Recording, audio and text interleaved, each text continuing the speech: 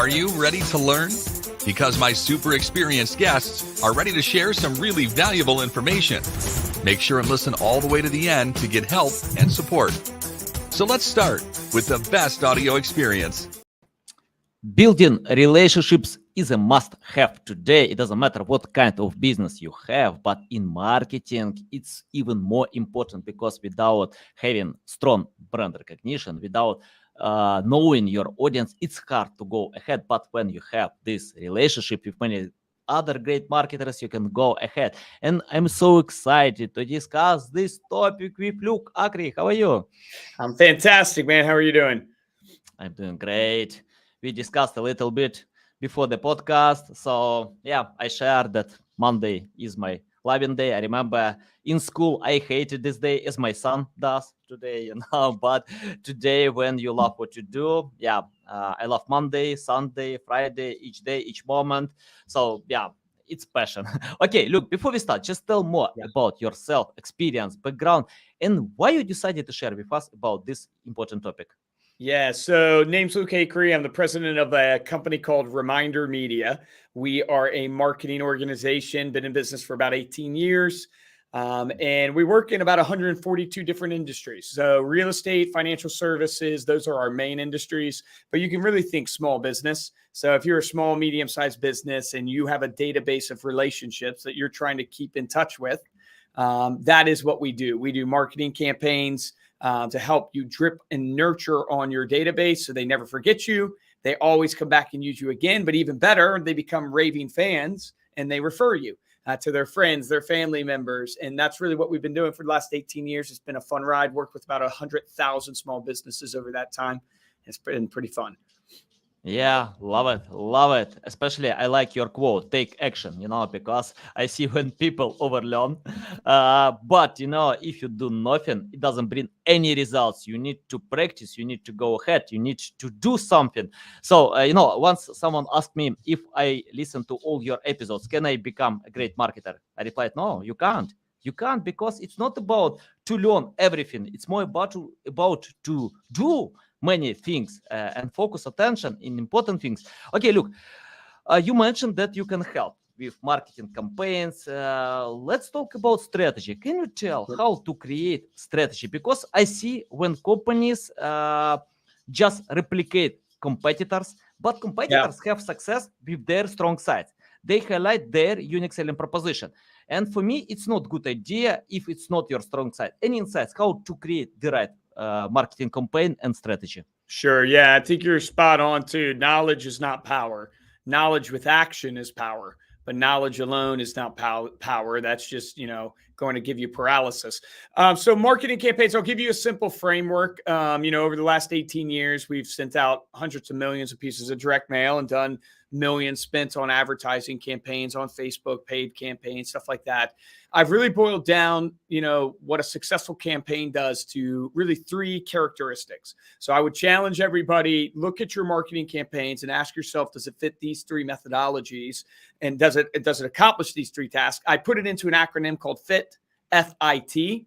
And FIT stands for frequency, impact, and trust. So if you're going to do a marketing campaign, let's say you have a list of 1,000 people that you want to get referrals from, that you want to build a relationship with so they come and use you. You need to ask yourself, does your marketing have frequency? I chose frequency because it has 2 meanings. One is the obvious. How often are you in front of that person? Meaning frequency in psychology breeds familiarity. You can't get people to trust you unless they're familiar with you.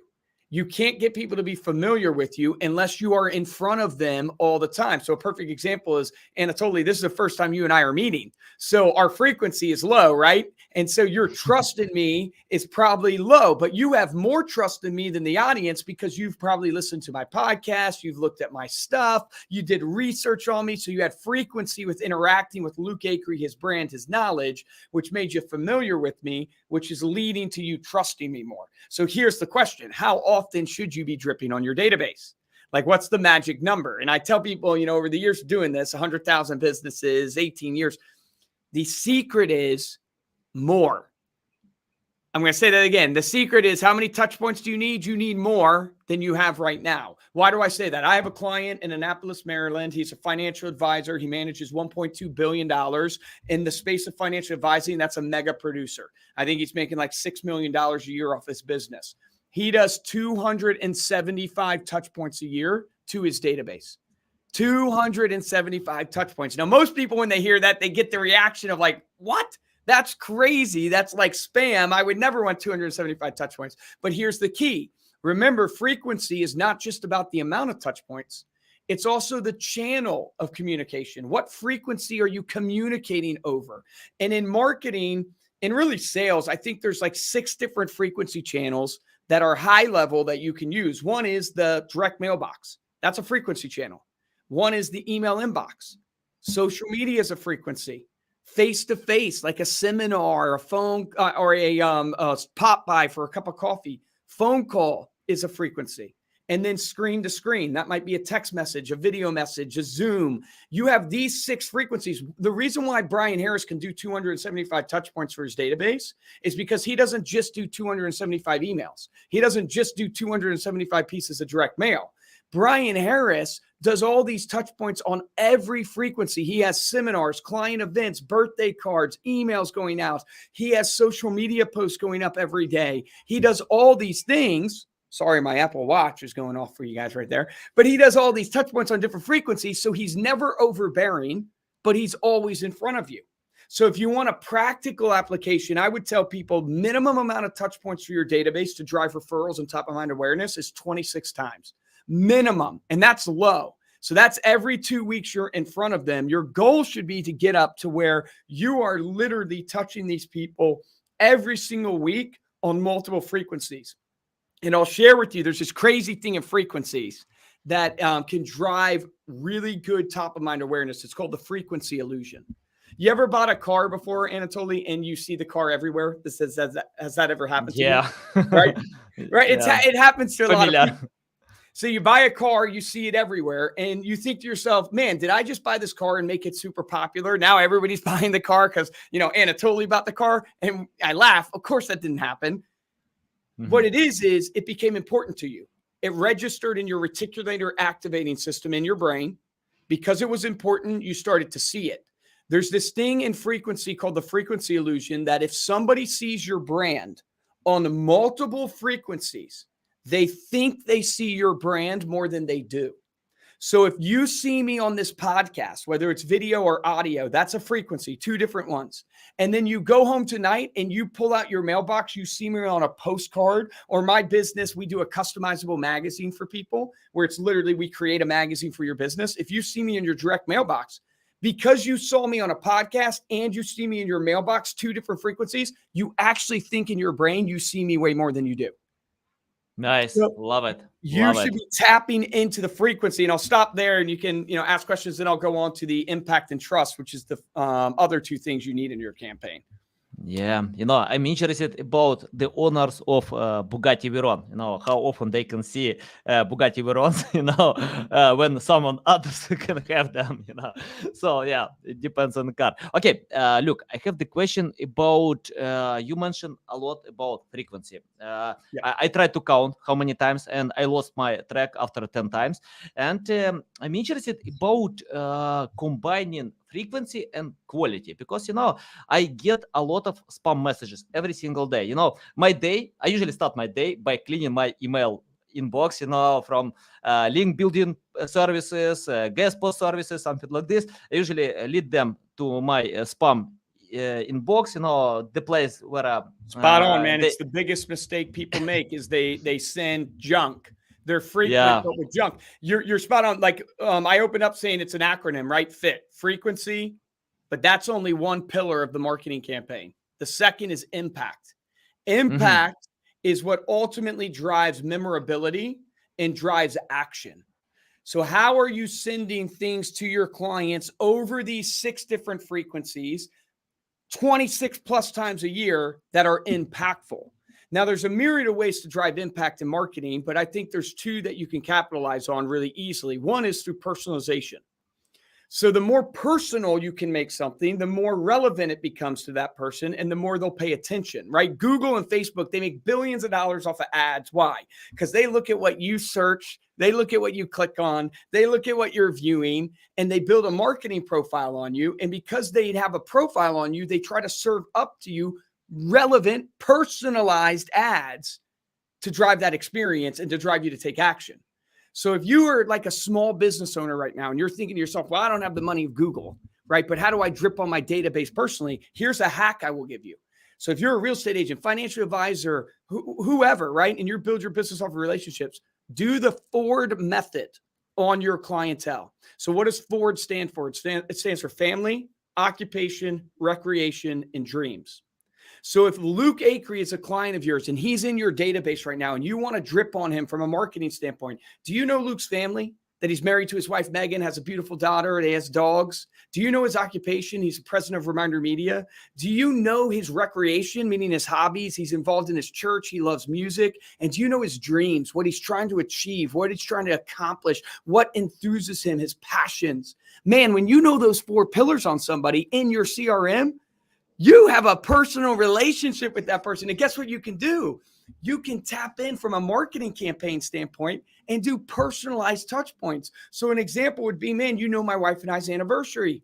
You can send a nice thank you letter or a happy anniversary card to us in the mail. It's those little things that drive people's attention because it's impactful, because it's personal, and because it's personal, it's memorable. There's this crazy study done on teachers of what makes you remember your favorite teacher. So they asked a bunch of students, who was your favorite teacher in high school or favorite professor in college and why? And what was interesting about the data that came back was what people didn't choose. Nobody said Anatoly was my favorite professor because he had a PhD in marketing. Yeah. Nobody said they had a favorite teacher based upon the teacher's credentials. Nobody had a favorite teacher based upon the teacher's lecture skills. So people didn't choose their favorite teacher based upon the quality and the education level or experience level of that teacher. The number one thing that came back is Anatoly was my favorite professor because he took a personal interest in who I was as a person and my dreams of what I wanted to become. Nice. Think about that as a business right now when you're dripping on people.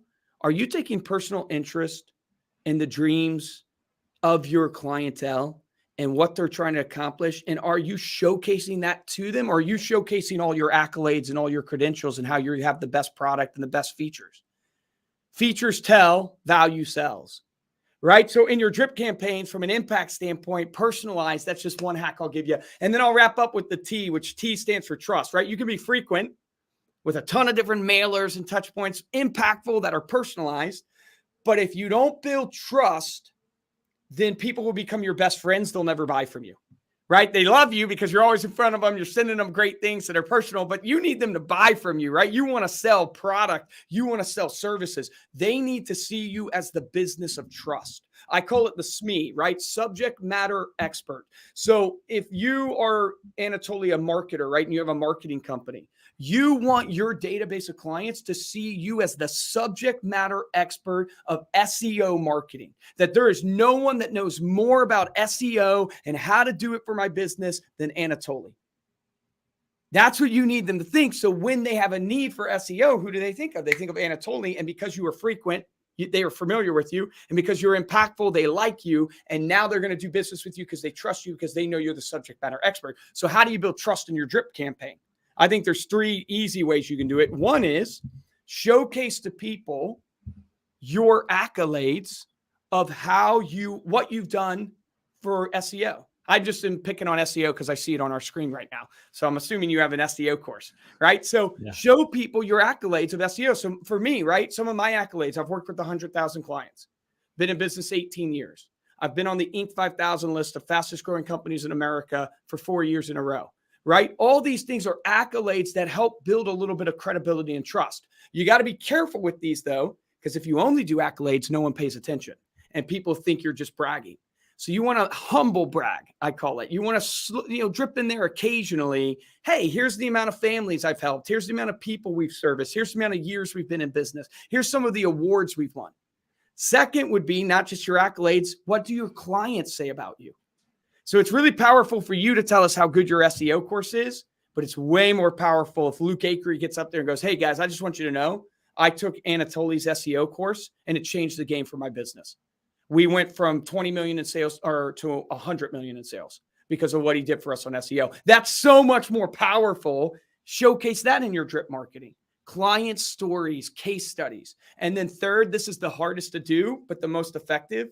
If you want to build trust with an audience, drip on them educational content. So what you're doing with this podcast builds immense trust with your audience because you're giving them free educational content on marketing consistently, frequently, impactful because it's personalized to your audience. You're building that trust. And guess what? Even though they might not watch every episode, they're thinking of you when it comes to marketing because of this podcast. And now when they wake up tomorrow and they have a need of marketing, they're going to think of Anatoly because he's been frequent in front of them with impactful information that also brands him as an expert in marketing. So if I have a marketing need, I'm going to go use Anatoly and not the competition. So to summarize, really, it's how do you drip on people? Get frequent with impactful, relevant information, but brand yourself as the knowledge broker, as the business of trust, that you have expertise, you have accolades, testimonials, and knowledge on this subject matter. And that is what I've seen work. So that was a mouthful. Sorry about that. But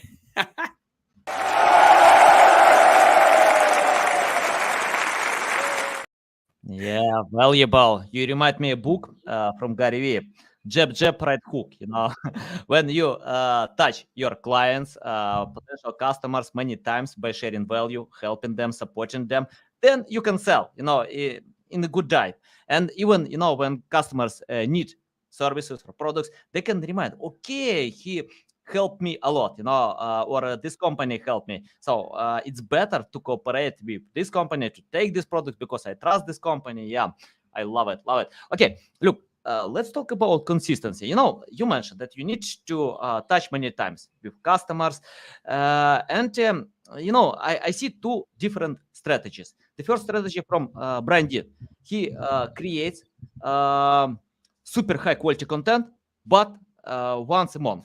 On a blog, on a YouTube channel. By the way, he did it before selling backlink blog to SEMrush, but I don't know about a new project, but I know about his strategy. He told that his consistency one time a month. Gary Vee shares that you need to create 100 pieces of content a day. It's a lot. It's not simple. If you have a team, it's possible. So can you tell how to find the balance between two well-working approaches? From Brian Dean, he's successful. Gary Vee is so successful. So how to find the best way for different preferences, considering that we are different? Yeah. So, I mean, I lean towards more of the volume, but the reason why is because there's so much noise out there that it's more and more difficult to be seen. So you got to have more chances at bat, right, to get seen. But what I would share with you is the key to the one person's success is they're putting out quality content consistently so the people come to expect it. So in order to build a tribe, you have to build trust with the tribe. Trust is often built through consistency, that you show up when you say you're going to show up, you deliver when you say you're going to deliver. So if you're choosing to put out content, don't just randomly put it out. Be consistent in how you put it out. If you're putting out a podcast, don't just randomly put it out on a day of the week. People come to expect the podcast on Monday or come to expect it on Tuesday. I would encourage you to do that, whether you're doing one piece of content or 100 pieces of content. To do more pieces of content, they're like Gary Vee is saying, I would challenge you that I think everybody can do it. You can film one piece of content and then repurpose your content to be used in a multitude of different ways. So maybe the content that you post every month is just one podcast, but you take that podcast and from that podcast, you make reels and TikToks. From that podcast, you write copy for the show notes, and that's an email that goes out. For that podcast, you splice it up in a myriad of different ways to where you utilize it so you get more touch points out of one piece of content. But I would share with people, the key is what you commit to doing, see it through. So if you can't commit to doing 100 pieces of content, don't do it, right? if you can commit to doing 5, commit to doing 5 and do those 5, and then look for ways to repurpose content where you can do long form content, short form content, write a blog about the content you just did on your podcast, whatever it is, try to repurpose to save you the brand power, and then use Chat GPT, use some AI, and that will get you a ton of different content. Yeah, I love this tool. I use AI before ChatGPT, and I think all these AI tools can help a lot to save your time, not They to really can. create complete content. You need to edit, you need to spend time, but with AI tools you can create more content, high quality content. But without editing, you just create a lot of mediocre content that it doesn't provide any results. Okay, look, let's talk about building relationships. Can you tell where to start? For example, if someone has a new project without any audience, without any relationships, but with a dream, to build big audience, to find great influencers, any insights, what to do first, second, third, and any other steps? Yeah. I mean, I think the first phase always is what's your message?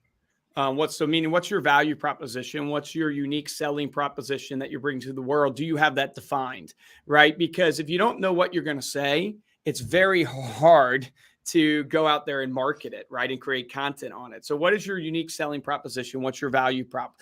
Why did you get into the business, right? Why are you doing what you do? And why do you think it's special? Second, after you define that, is who's the audience, right, that you're going after?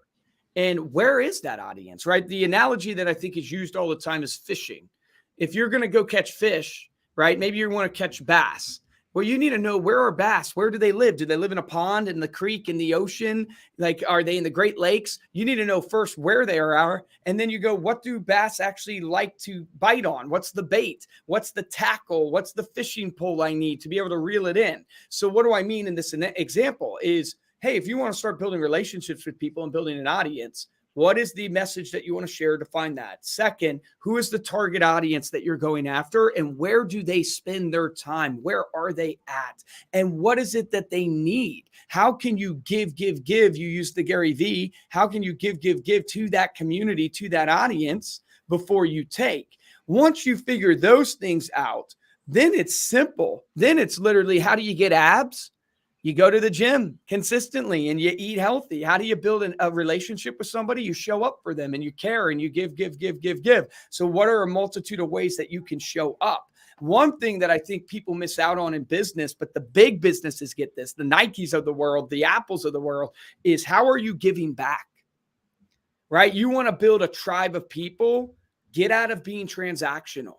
Right? It's not just about the commerce of selling your product. It's how does your product impact the lives of the people around you and the greater community as a whole? If you watch big companies, they spend millions of dollars running commercials and ads, connecting them to a charity, to a greater cause, because they know consumers want to do business with businesses of purpose. It applies at the big level. It applies at the local level. How are you showcasing in your business that, hey, when you work with me, we're not just transactional, we give back. And here are the ways that we give back. One of the number one campaigns, my brother's a top 1% real estate agent in Virginia. And he sold 320 homes, I think, last year. So just absolutely crushing it, right? Yeah. And he drips on his database. Well, one of his most successful campaigns was he partnered with the local food bank. He put together a mailer, sent it out to his 4,000 plus homes, and it was raising awareness and a food drive for the local food bank. And then what he did is he went to those houses and he collected the canned goods. Why is that amazing? It's amazing because, yes, his brand is being shown on that postcard that's going out, right?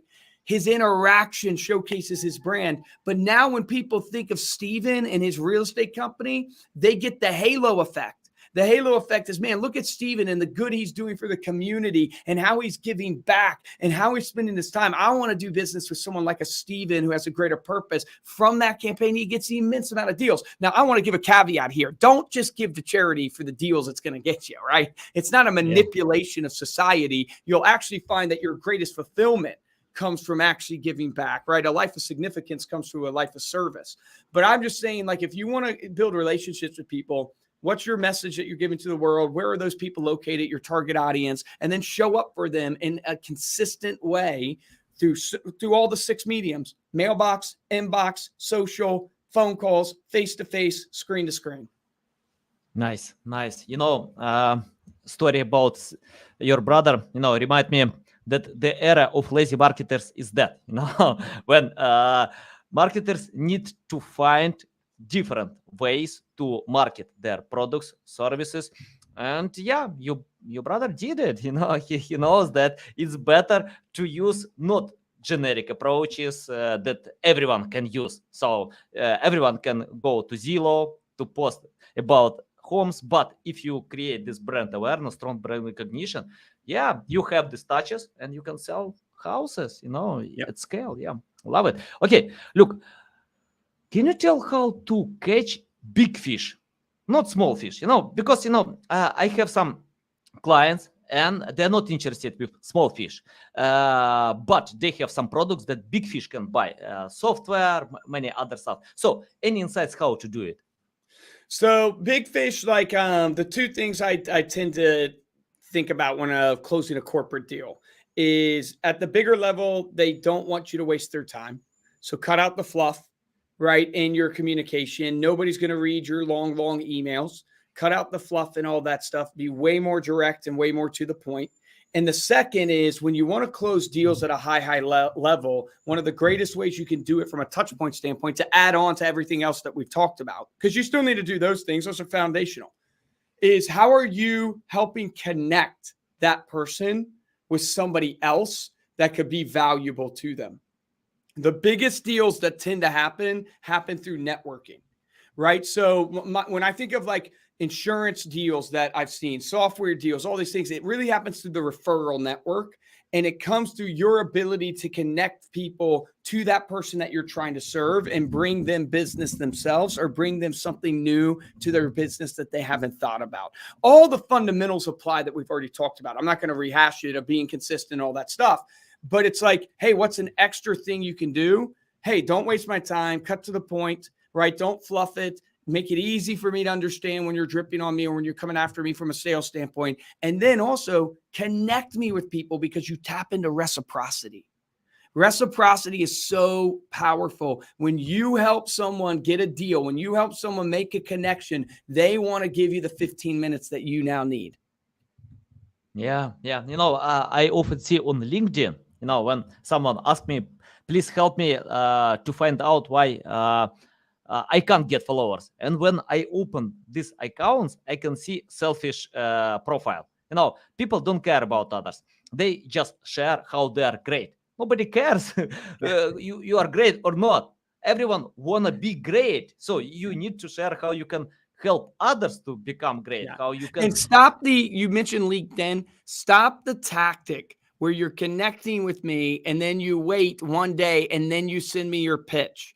That's a perfect example. Everybody's doing that. Stop that tactic. It's not real. It's not sincere. It's like you've connected and now you're secretly giving the pitch. It's like, no, come right out of the gate. If you're going to pitch right away, come right out of the gate with the pitch. Come right out of the gate, because people appreciate transparency, directness, and honesty. Don't waste my time. And even better, instead of maybe coming out and pitching right away, do what you're saying, Anatoly. Actually give value. Why did you connect with me? What do you think you can add to my sphere? What do you think you can add to my life? Give.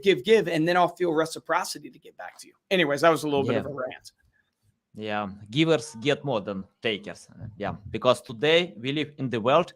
I remember, 12 years ago when I started my SEO journey, at that time, I didn't think a lot about sharing value because competition was low.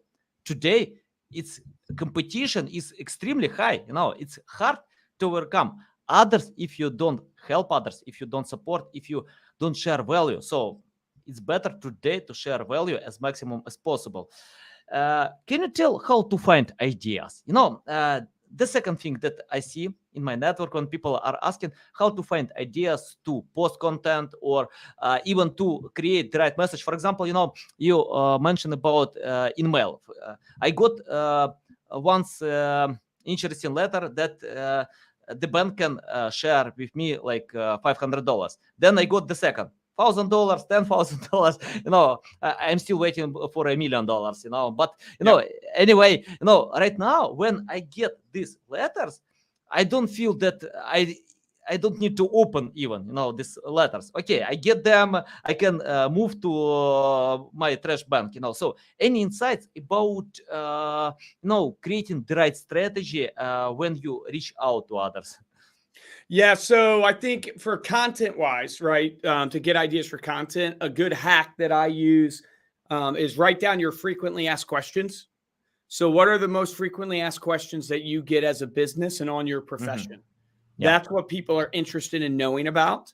And you can write and film content on that. So you should have content filmed for your reels and your TikToks and your emails and all this stuff on your frequently asked questions. Then you can take that to the next level and think about your frequently asked question through the lens of your persona that you're marketing to. And how would you answer this question to someone who's in their 60s versus someone who's in their 20s? And what's the nuance there, right? That will give you even more level of content. Another way to think about content is 80% of the content that you send or that you post, how do you make it educational, entertaining, or endearing? Right? So how do you, the 3 E's of content, how do you educate in it, or how do you entertain in it, or how do you endear? I heard this thing one time, you need to choose your content pillars and your value pillars. So your content pillars are, I want to talk about real estate.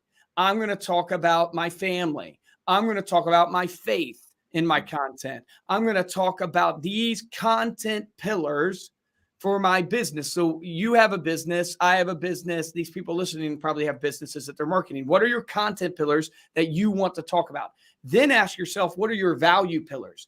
Value pillars are, I want to talk about my real estate, and I'm going to do it through a value pillar of entertaining content. I'm going to do it through a value pillar of educational. I'm going to do it through a value pillar of inspirational. I'm going to do it through a value pillar of relatable. So now all of a sudden I take this one topic of a content pillar of real estate, and I have 4 different ways I can break that one topic down. So a perfect example would be, I'm going to talk about renting versus buying and the advantages of renting versus buying. So I'm going to film a video that's entertaining on renting versus buying. So I'm going to think of something funny or do a meme. I'm going to film a video that's inspirational of renting versus buying, of here's what you can be if you're an owner versus a renter. I'm going to do a piece of content that's more educational on renting versus buying. Here's the money you're wasting if you're a renter versus buying. You see how this breaks down? I don't want to go too deep, but you can literally get so much content if you define, here's the content I want to talk about, and here's the ways, the values, and how I want to express them. Yeah, exactly. Yeah. Okay. Can you list common mistakes that companies still do by creating their relationships, community, and how to find a much better way? I think one that I see is they are too templated. And they automate the marketing, but they end up automating the relationship, and you can't automate the relationship. So they're too templated in what they do, and they don't do personalization enough. And they're too transactional in their marketing. When I go in and I look at businesses' marketing plans, really 80% of your content shouldn't be promoting your business. Right? Shouldn't be transactional is what I mean. It can be promoting your business, but it's more through an educational way or an entertaining way or something of value to the audience. 20% is straight direct promotion. Like, hey, buy today, 10% off, buy one, get one free, Black Friday sale, right? That's 20% of your content. So do you have 80% of your content that's more give than take? Third thing is, how are you taking your drip program from passive to proactive? Right? So many people, they drip on people and then they sit back and hope the deals just rain in. The best companies, man, I've built a big business. And guess what? I'm a marketer at heart. I send out thousands and thousands of pieces of direct mail. I post all day on social. I'm doing passive marketing. But guess what I also have? I have a call center of 160 callers that pick up the phone and they call the people that we sent the marketing to. They build the relationship with the people that we have as clients. They actually talk to them human to human. So many companies, they literally think you can just passively put a billboard out there and deals are going to rain in. No, you need both. You need the proactive outreach and the branding going on, the passive marketing going on to build a massive business. Yeah, yeah. Let's talk about patience because you mentioned a lot what you need to do, but I see when companies lose patience, they wait for overnight success, and that's why I still get the question: SEO is that, LinkedIn is that, Instagram is that, I don't know, many other things are that. So, any insights about patience?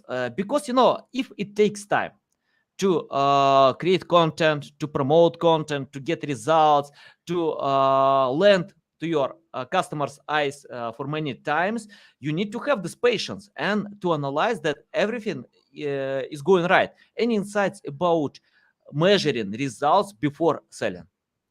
Yeah, it's a great question. It's probably the hardest for all of us. In my own journey, like I have a podcast, it's called Stay Paid, right? It's a sales and marketing podcast.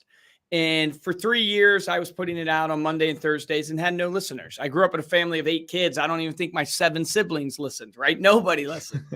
But I stayed consistent for 3 years, putting out content on Monday and Thursday. Now we frequently sit in the top 30 of Apple's marketing podcast, and it's one of my biggest lead generators. So that I share to tell you, I don't know how long it's going to take, but if you're consistent, you will get some results. It's like the gym. I can't tell you when you're going to get abs. I can't tell you. I don't know if it's on day 30 or 6 months in. But I know if you go to the gym every single day and you eat healthy, I can't tell you the exact day it's going to be, but I bet you anything, one day you're going to look in the mirror and you're going to have abs. It's very similar in your content production, in your marketing. I can't tell you when it's going to click and go viral and you build a tribe and you build a following. But if you eat healthy and you stay consistent, meaning you put out content every single day, or you put out content consistently, you will build a tribe. And don't underestimate 100 viewers on your story. If you walked into a movie theater right now and there was 100 people in the seats, would you ignore them? That's 100 people watching your story. So if you're thinking today, man, I only have 100 people or 50 people or 25 people watching my story, no one's listening. That's 25 real human beings. 25 people that are connected 6 degrees of separation to hundreds of other people that can be your tribe, that can be your advocates. But if you don't treat them like they're special, you'll never build a tribe. Yeah, agree. I love it. Love it. So valuable. Yeah, exactly about that. Uh, I have the question about, let's imagine you started from scratch. You have no podcast, you have no content, completely from scratch. Because, I have some students in my network. They're looking for ways to grow today, to learn something that will be important in the future, because many things are coming. We don't know how AI will change the world. Yeah, seriously. Metaverse is coming. So, any predictions about the future? And if you start today, what will you do to learn more about building relationships? Yeah. So, oh man, prediction wise, like I'm experimenting a lot with Chat GPT. So I think you got to get good at asking questions because I think that's going to be a skill set required to be the person who can ask the right questions to the actual AI to get the responses that you want. So if you're not messing around with Chat GPT, you should be. It will help fulfill 80% of the work that copywriters do, designers do. It will help do all of that. But what you have uniquely as a human being is your creativity that comes from your experiences, right? So AI might have its combination of all the experiences out there and data out there, but you have your unique experiences that is unique to you, right? It's personal to you. In fact, every single human being, there's not one human being that's the same. Yeah, everybody's fingerprint is different. Even identical twins have a different fingerprint. So every person is unique. You have your own set of experiences, your own personality, your own soul. So use that creativity to share your passions. And so I would just tell you, I get passionate about it for the Chat GPT thing. I think it's going to be an amazing tool. AI is going to be an amazing tool that you can use.